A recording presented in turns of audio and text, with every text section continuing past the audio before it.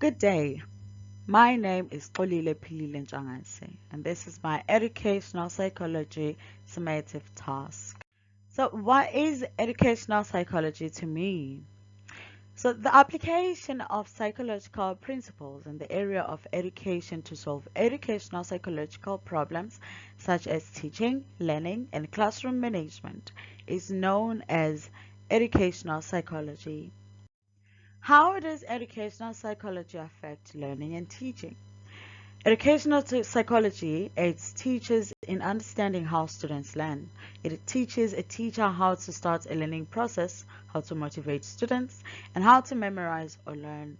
It assists teachers in guiding students in the correct direction in order to canalize students' ability in the correct direction. The misconceptions I had about educational psychology. Before beginning this course, I believe that educational psychology was solely concerned with the mental health of the teachers. Teaching teachers how to deal with work-related stress. I had no idea it involved the students' psychological well-being. That we as teachers have a responsibility to play in supporting learners in overcoming their psychological hurdles.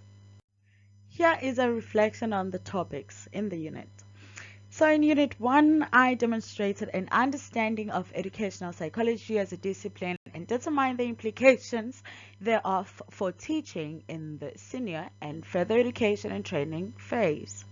In Unit 2, I engaged with developmental theories in an attempt to gain an understanding of the emotional, social, and physical developmental processes that impact on learning and holistic development. In Unit 3, I was exposed to the different learning theories and the underlying theoretical and psychological rationale of these theories. In Unit 4, I familiarized with the teaching for understanding framework and demonstrated how one can teach for understanding. In Unit 5, I was able to identify the barriers to learning and also I recommended interventions to address these barriers in an inclusive way. In Unit 6, I familiarized with the psychological of the teacher, the effects of teacher maladjustment on teaching and learning, and also provided suggestions for good mental health for teachers.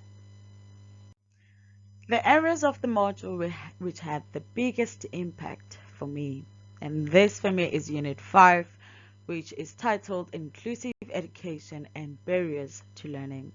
I realized that we need more teachers who offer love to our students in schools after reading a few articles for my Unit 5 speech impairment presentation.